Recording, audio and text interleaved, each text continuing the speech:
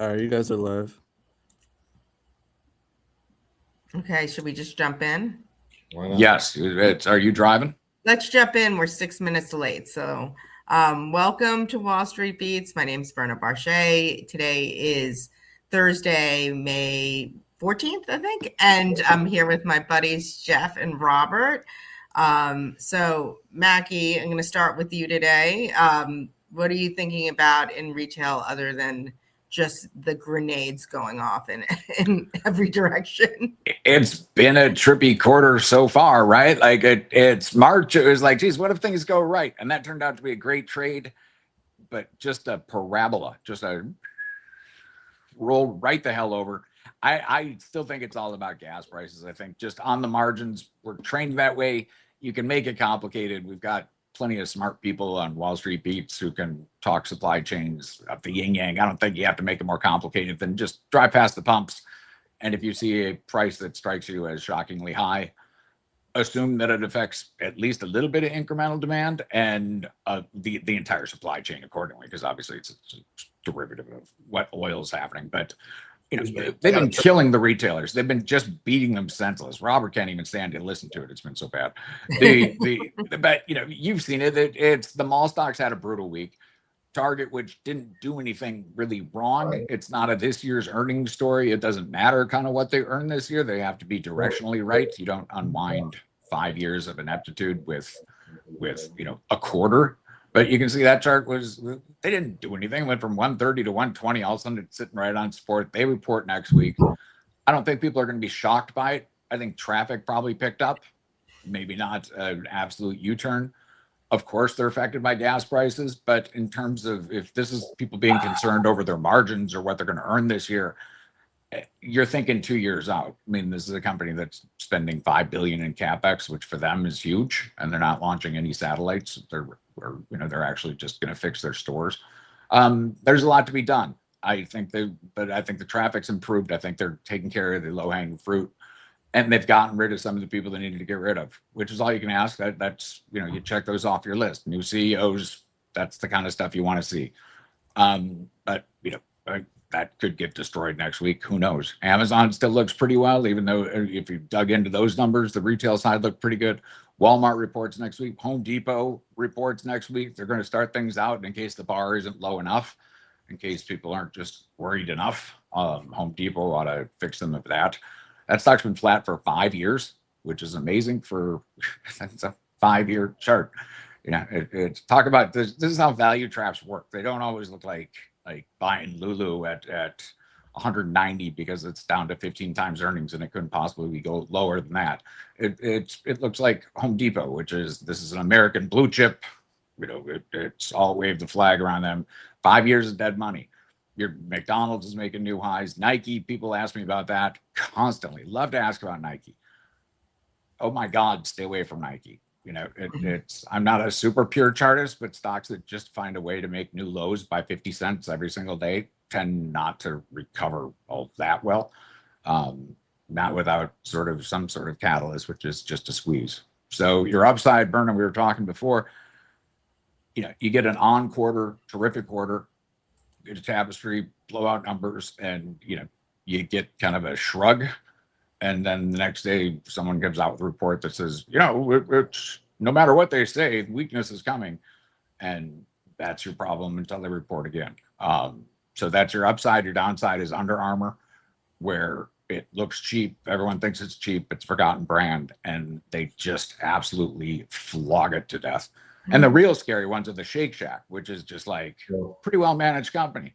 Pretty good story. Not a ton of growth expected. Just a 1/3 poleaxing. Just holy crap, no one's going to eat a hamburger ever again in our lifetimes. I mean, that's the kind of stock that if we do for a living, that'll wake you up at night, because it's like, the things I thought 30% down was possible for, I didn't think it was Shack. Right. It just feels like they're somewhere, like early earnings season to like the last couple of weeks of earnings season, it feels like there's been a vibe shift. Now, maybe part of it was that you got the technology stocks and the financials first, and now we're on the consumer. But even some of the stuff that was like more consumery earlier, like a month ago, it's kind of the difference between half full and half empty glass, right? Like you put up a great quarter right now, and then the question, it's like, well, now they're going to have tough comps, and clearly the macro is going to get worse. So this was the best quarter, sell the news, and then, but if you miss, forget it. Or even if you beat and have a weak next quarter. So I again, it's oil, it's sentiment, and but it's oil, it's sentiment, it's the Strait of Hormuz. It's the idea that the war is never going to end. You need kind of the news from the war, and you need just gas prices stop going up. And if those two things happen, you can adjust for it, like you do the tariffs, where you say, you know what, we're going to earn a little less. That seems like a fair headwind. That's not them blaming the weather. That's this is a real thing that makes costs go up and consumers be more fickle. Good enough. It's a fear that we can know, but as long as that is just an unknown negative out there, it's really hard to put a lot of hope behind them. And so you're not seeing a lot of follow through, or you're just seeing kind of air pocket risk where the disappointments loom. That said, expectations really low. It's boy, absence everything else.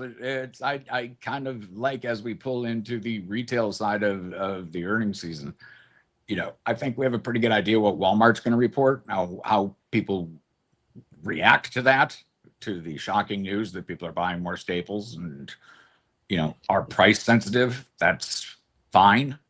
But I mean, is it 40 times earnings for Walmart? Fine. Yeah, maybe. I struggle with that. Yeah, people have been struggling for a long time. I struggle to sell it because I have it in taxable accounts. So I either need a good tax attorney or a more compelling reason. Maybe a multiple of 100 would allow me to afford a tax attorney to figure out a way to pass that on to my kids without paying for it. Hey, Intel has 100 PE, so why not? Yeah, some people start on Intel.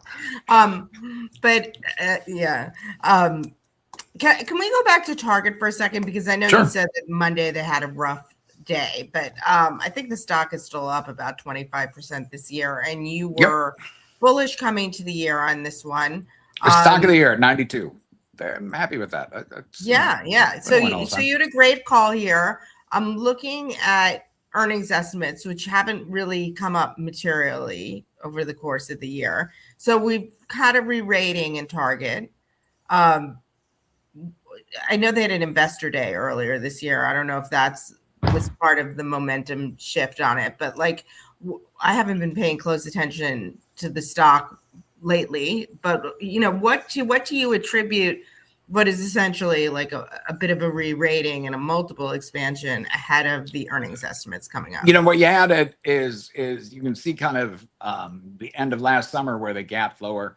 That's when they hired the CEO from inside. And the fear was going to be not just that was a sign of just a real passive view towards kind of the amount of things going wrong at Target, but that there's going to be a continuation of some of the mind-numbing stuff that Target's been doing to, offending customers, taking political sides is just the start of it. Kind of, they've just been operating inefficiently and a little soft, to be honest. Fidelki came in and he made some key firings. He made some clear signals to Minneapolis that they're not just going to sit there and continue to try to recruit people to this embattled city. They stood up for themselves, and he proved that he's not just going to be a lapdog for the prior administration, which is great. I was a skeptic of hiring from the inside too, but the advantage of hiring a tough insider, which he seems to be, a smart insider, which he also seems to be, to his credit, that caused a real adjustment because there's low-hanging fruit. I mean, they're locking up stuff. You can't go into a Target in a suburban location with the demographic they're going after and make people wait 5 minutes to get their Afrin unlocked. You just need to kind of do a better job on customer service. There's so many things you can improve in that store. We've talked about it before. Should they sell televisions? What the hell are they doing? It's expand groceries, just choose a road and go on that path. Stop worrying what people think and provide a clean, well-lit, safe place for people to shop. And that'll work. To the extent there's a place in America for stores, Target has plenty of opportunity to be that. And I think that's what you're pricing in, and so you price all that in, even with the stock gains, you're still pretty cheap. And, you can give a lot of credit to Walmart for the businesses they're going in, but retail still is their jig. And, this kind of outperformance they put in over the last few years is astonishing. So Target looks cheap relative to other stores that are normally well operated. And that's been kind of the play. So it's not an earnings play this year. They're doing a huge amount of CapEx to improve stores. It's an earnings play for the next couple of years. And then in terms of next week's reporters, other reporters, Walmart and Home Depot.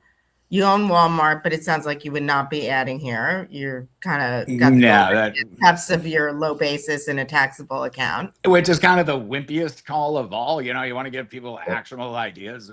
Go back in time and buy this. You know, it's just, but, you know, it's the quintessential hold. So it's not a chase here. It's not a chase. So, and what about Home Depot? I don't think it's a chase. I think you have a little baby cup. I think it'll be higher probably next January. I think it can go kind of benignly higher longer than people think. Like the dollar stores, all things being equal in a normal kind of consumers are downshifting type of world, you would expect this to be doing okay. Like you would, you know, it would they, according to Hoyle, would start taking some of that mid-end consumer and people would be shopping, looking for values and stuff. But you know, with the appreciation that you've seen in Walmart and Cost for the last few years, they're both just pausing. They're both just kind of hanging out at levels and inching their way higher. Yep. Yeah. I mean, the last year for Costco has been kind of like probably sideways, right? Because it went down, came back up. Yeah. Well, Robert's been silent. It's the actions in the malls. The action is if you want to find a bloodbath, man, that was The Shining in the malls over the course of this week. They went after them with authority. Yep. And what about Home Depot? Because you mentioned Home Depot's dead money. Dead money. Until rates are lower, it is dead money. I mean, while it's done nothing in 5 years, there's been good trading moments in it. It's just not been a buy and hold. But yeah. But retail rarely is a buy and hold. It's if you've made your living over the last 5 years trading Home Depot, hats off. You're one hell of a trader, better than I am. But it's a lot of running to stand still, and so we've seen good quarters from them. We've seen mediocre quarters from them, and the stock just kind of is a $300 stock. So nothing to do there. Okay, well let's move on to Robert, who I think also has a retailer. No, I've got a question about Under Armour. Is that ever cheap enough? Or should we nickname it 6 Feet Under Armour? Very nice. Very nice. They kind of have permission to use that on your next slide. I will pop it up there. They've been declared dead quite a bit. This was a desultory call, and just in terms of, you don't normally hear Mr. Plank kind of so downtrodden, so downbeaten, but it's another one of those where they're out of ideas, and there's a big clump of these athleisure companies that just are lost. Lulu's lost, Nike, who knows what the hell they're doing, and Under Armour is super lost with a lot of stores and just strange management. So at some point, they're all kind of buyouts. You'd think you would. It almost sounded like he was shopping it. It's cheap on 2022 earnings power. Like, you have to believe that it's going back, right? Yes. Isn't it a very low price? Isn't it under half of sales? No, it's like 75% of sales. 75? Okay. It hasn't come down enough yet, though. Like, if I was going, I mean, I'm not, but like, if I was going to I would be much more inclined if I was just going to say, fine, this is going to be better in 3 years. And, I'm buying this because it's cheap, on normal. I would be much more willing to go into Lulu, to me, than Under Armour, because it's a better brand. There's more to bring back. And, Under Armour, I mean, I know a lot of people, it was a big sort of value trap name a year ago when they were bringing back Kevin Plank. And, I think people had short memories about, he was a good early stage CEO, but then had trouble with scaling the company, and also some personal, and just a weird fixation. I would say, but there's a strange energy there. So Chip Wilson, who used to run Lulu, wants to come back to Lulu. Like, I know Chip doesn't think that's the answer. Kevin can't leave Under Armour. He just can't leave. There's a reason that people's, early founders sometimes get replaced. And then when the company goes back, that doesn't mean the early founder is necessarily the person. But no, Kevin is unaware of that rule. He's never heard the idea that maybe it's time for founders to move on at some point, and so we'll see. But to me, like the right comp on Under Armour is more like a commodity apparel company. Like, I don't even know, like they're, more like a PVH or, a Perry Ellis when that was public. Like, I don't think you put that in the band with, Lululemon and Nike, neither of which I've been positive on for a long time. But like, I'm more positive on them because when they are humming, and it's definitely a debate if or when they're going to hum again, these are premium margin companies and some of the best brands in the world. Under Armour is not that, and is something to fill the shelf at the stores that it's at. It had its moment, and it's probably. I just, I don't think it has the kind of branding. It's Puma, it's not Nike, if that makes sense. And so, like, it's like 11 times EBITDA, and if you doubled EBITDA, it would be 5.5 times EBITDA. But like, this is not a company. When everything's going right for Nike or Lululemon, you can see them going to 12 to 15 times EBITDA. When everything's going right here, it's going to be an 8 times EBITDA stock. Mm-hmm. So it doesn't have, to me, they have to turn it around, but then the multiple is going to contract when they turn it around, because it's just not the same quality brand and positioning, if that makes sense. Well, I don't know. Does that make sense to you? It makes sense. And speaking of bad brands, I bought one. Well, it's not a bad brand yet, but I rebought the Abercrombie and Fitch. Now I got my toe, a fraction of my toe in the water. So this is a sub 1% starter position in ANF at 72. And, I've traded this. I made a little money. I've not made money. I haven't lost anything. So one of these days I'll hopefully find the bottom. I'm assuming the numbers are the word I read on my Bloomberg was that Hollister's is starting to discount more aggressively. Abercrombie's not. I don't know. It would make sense in a K-shaped economy, perhaps. But so I'm blind here on the numbers. I have no feel or edge or insight that's been put out by Wall Street about how the quarter looks. But I'm just buying pure valuation. And the valuation numbers are very interesting. So at around 70, it's trading for like a $2.9 billion market cap. There's $700 million in net cash. If you don't factor in, the lease issue, the leases that they have, long-term and short-term, which, by the way, are the same dollar value that they've been at about 10 years ago. So even though they're much bigger and have more stores, they've been working their lease prices down, I would guess, per lease. It's the enterprise value is down to $2.2 billion, and EBITDA is $800 million. So it's actually under 3 times EBITDA. Yeah. And it's 40% EV to sales, 0.40. Yeah. So if it could clean up the Under Armours, it would double. Yeah. I would actually personally, I would take a crack, not in either, but I would take a crack at Abercrombie before I took a crack at Under Armour. And now to get to the 40, I had to cheat. Okay.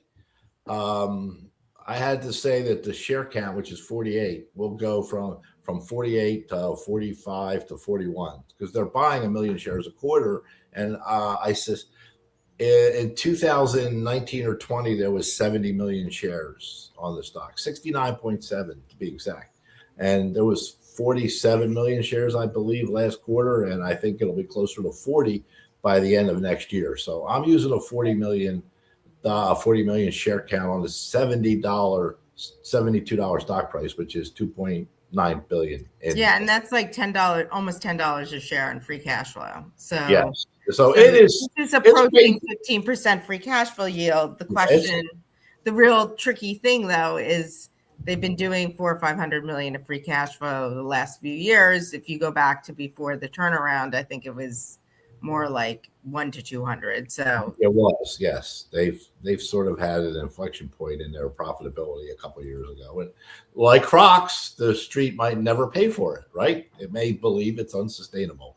and they're going to lose it at some point. So I think but they've got a better edge than Abercrombie's always it's they never get both divisions quite cracking at the same time. It might be because the socioeconomic, but no matter what they report, the rap on them is always that kind of one side is picking up the other. And Hollister took that reign over that. That's why the concerns over Hollister, what's dragging the stock down so hard, is because Abercrombie hasn't been any great shakes for the last couple of years. That said, Abercrombie was coming off an absolutely screaming hot run for, just kind of putting up crazy numbers.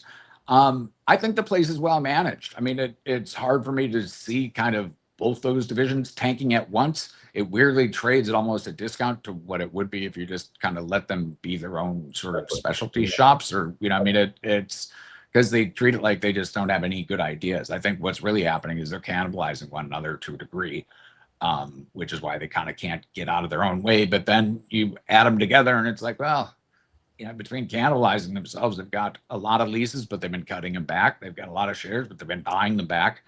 They generate cash, and they're pretty good at running these two chains if you stuff the numbers together. But that's a pure reaction stock, as you know.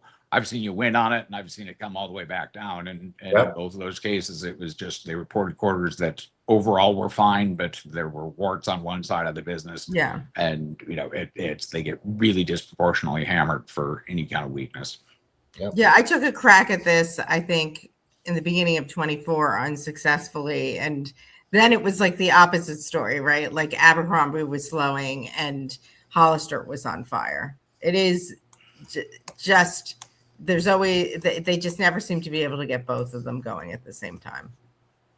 But that's a reason to kind of question whether they can be the next $50 billion merchant, but they're not anywhere near that. So, it's, to Robert's point, I like the trade as well. I mean, it's 3 thumbs up. They'll struggle to get to 10 billion from 5 billion over 10 years probably. But they couldn't give the damn place away for 1 billion 10 years ago. So they've done one hell of a job, and I think it's a well managed company. 10 years ago, I didn't think they were going to be able to get the stink of sour cologne out of it, and let alone the ghosts of all the Abercrombie boys that stood out front and sold product. They managed to turn that place around way beyond what people expected, and Hollister's a pretty good chain. So I like the trade. I'm not sure I want to be longing anything that kind of bungee jumpy, but its expectations have gotten much lower going into the retail reporting season than they were just 2 weeks ago. Okay. Yeah, that's my second name is TeleBio, which TELA and then Bio. It's a medical device company. It makes hernia patches. I bought it at around $1.20, $1.30. And when I bought it, I told the CEO that it was the worst set of financials I'd ever bought in my 44-year career. And it was so bad to call his financials a shit show would be an insult to shit shows. Nice. So I had a meeting. I had a meeting with him in person where I reiterated that, which I told him over the phone, and he offered to fight me on the spot. But for the sake of decorum and information, I had to defer. I said, I'll call you after the meeting. So, he even said, I'll give you the first punch if you sign an NDA. I should have said, give me a pen. But the meeting would have not gotten me any information. And the purpose of this is to get information. So the company is trying to take down Becton Dickinson and Bard, and they have 70% market share, 7-0. And they bundle their products, which is illegal, but they get around it with technicality. So these guys are not in an easy position, but they have the best IP. They have a product that is by far the best hernia patch on the market, and they've gone from nothing to they'll do 90 million in sales this year, but they've lost $250 million getting there. And the guy keeps selling stock. It's gone from 17 to 50 cents. Which I pointed out to him. I said, that's a referendum on your skill as a CEO in the meeting. So the meeting was interesting, but they hired a new marketing team. And I think their position, if they don't make a go of it in the next 4 quarters, they're going to sell the business for whatever they can get, because they have some debt. They have 50 million in debt on an $85 million business. That's not nothing. They have about 35 million in cash, but that drops 5 million per quarter. So it's a race between getting the revenue cash flow neutrality and having to dilute more or having the cash go down so much so that they violate a covenant and the private credit firm takes control of the business. So it's not a a story for the faint of heart. This is so not a Robert story. You know, I show you something with 1.5, 2 times leverage, and you're usually like, that's, you know, with good cash flow, and you're like, I don't love that much leverage. So this company is, you know, kind of their cash is equal to their debt, but they're burning, you know, they've got like 10 quarters. When I bought it, the cash was more, but they were supposed to be much less burning. So that was so that's part of it. Yes, but I'm quiet in this case. This is so not your typical MO in terms of the balance sheet. He respects the guy who's willing to punch him in the face with an NDA. I mean, it's right. I actually, you know, it's 15 to 20% organic revenue growth, which is hard to find in anywhere outside of semiconductors or data centers, you know, these days. So, you know, I can't find a retailer with double-digit revenue growth since I lost Skechers, right? So, Aritzia, I can find a bunch of them for you. Five Below.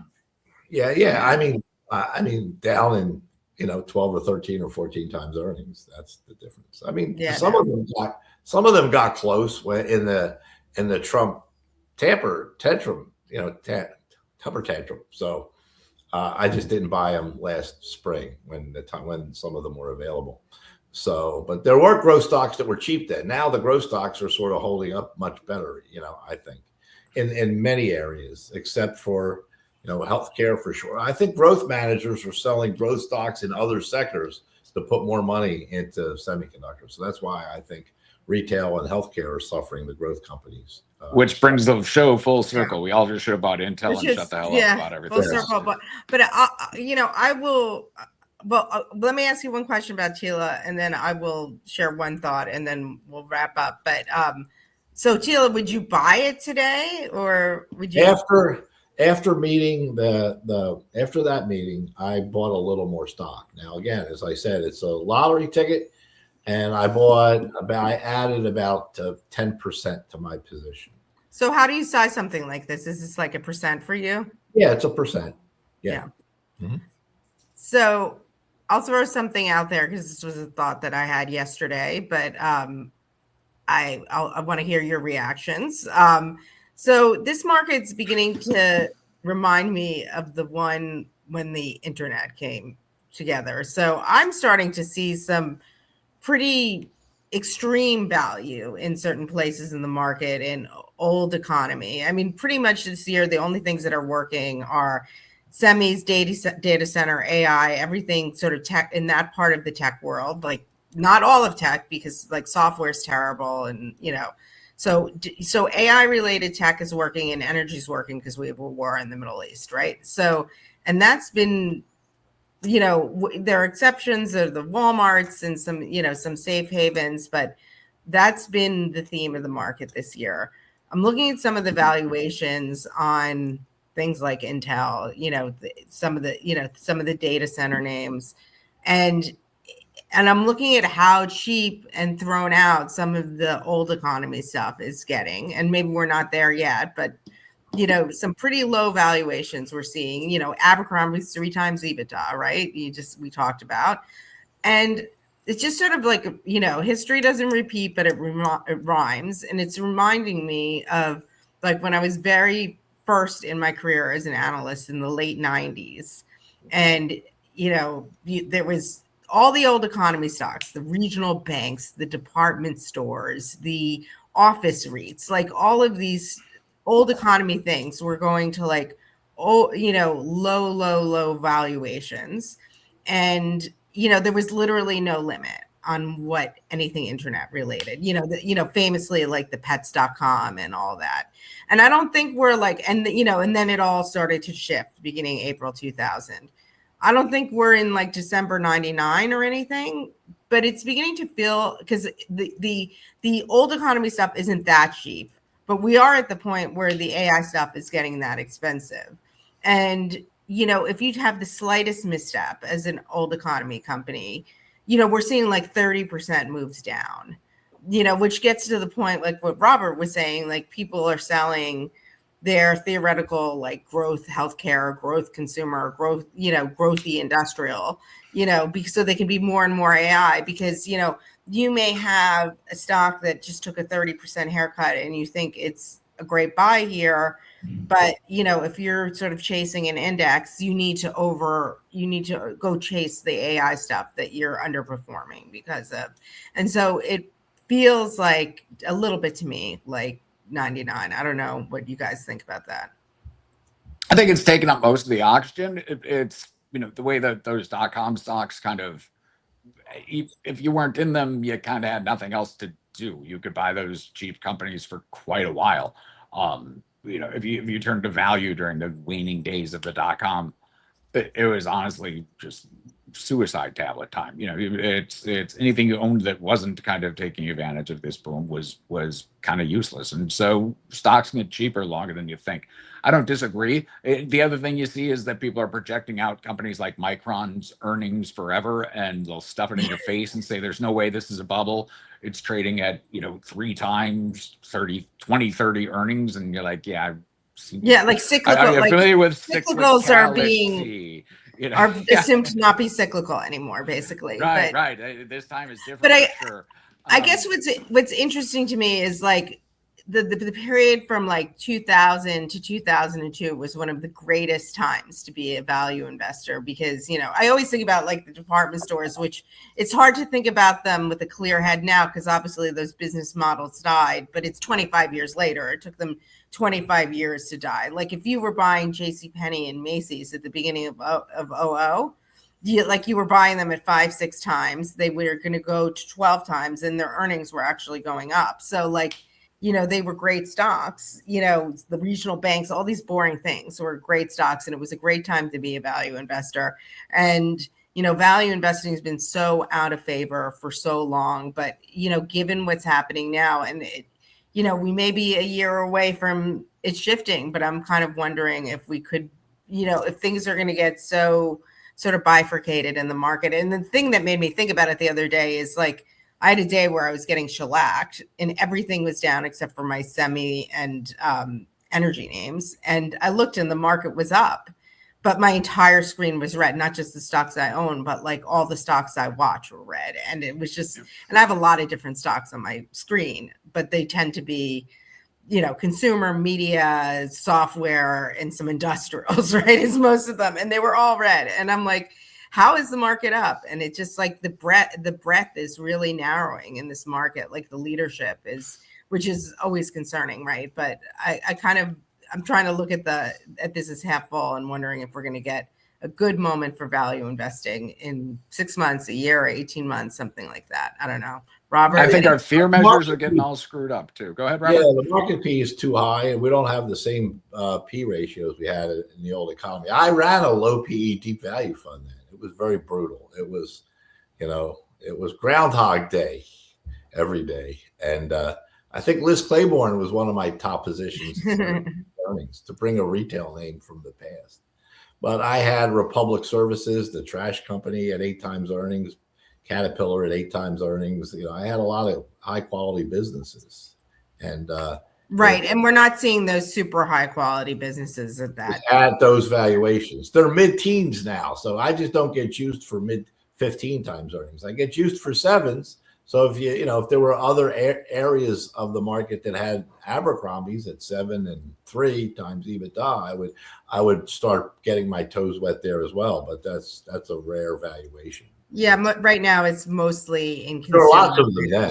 In 1999, there was lots of single-digit PEs of high-quality companies. Yeah. And the valuations in the semis are way more egregious than they were then, for sure. Semi to semi. I don't know semi to internet infrastructure, but I follow companies now that made money 1 year out of the last 10, have 7 competitors, 6 of them Chinese, and they make indium phosphide. So for a data center optical chips, and they're trading at 60 times sales. So 60. So it's crazy. It's much crazier today in the growthy parts of the technology market than it was in 2000, in my opinion. Really, that's interesting because that, you think about like Cisco back then, and that seemed like the peak of excess, and it took them about 15 years to get back to their highs. Broadcom's a very good company. It's also very big and subject to the law of large numbers, and it trades for 42 times trailing revenues. 40 times trailing revenues for a company, $1 trillion or approaching it. That's nuts. You just have to make a few key assumptions there, Robert, regarding population and energy supply. Just a couple assumptions. It's the Cisco assumptions from 2000, where we're going to we need exactly 5 billion routers. Everyone on Earth needs 2 of them. So what I'm hearing from you, Robert, is you get 1999 vibes, but worse on the tech side, but you don't see the cheapness in the non-tech outside. Exactly. The new economy is more expensive than 99. The old economy is more expensive than 99. So and you combine that with a certain lack of fear out there, which I think is what's propping up, it's keeping a lot of the bigger corrections that you'd see that would be more palatable from market away. We survived the tariffs. We survived it. It's people who bought the dips. Turns out the internet was in fact a big deal. People forget that how many companies disappeared, and they think, boy, if I could buy Amazon at 12 cents, that would have worked out. So there's a lot of different biases going on, but I think I wrote an article a few years ago. It was like not everything is the next Amazon, but I think like the whole Amazon phenomenon's created so much FOMO in investors that they'll be damned if they are going to miss the next Amazon, right? And that goes to explain a lot about what's going on right now in the market. Yeah. And at this point, kind of the next Amazon is probably Amazon. I mean, I'm not sure it's point they stopped taking over the world, but I was buying it at 200. I was buying it before that. I mean, they're allocating resources really well at a legendarily high level of return for where they're putting their money, and have been for quite a while. So I like buying Amazon when they have too many things to invest in. If they ever thought about a dividend, that would be a real big problem for me. So we'll see. All right, you guys. Okay, let's wrap it up. Let's go watch some golf. Thanks so much for being here. We're Wall Street Beats. Come find us online at wallstreetbeats.com, and we will be back on Monday with more ideas. Thank you. Thanks so much, guys. Take care. Bye.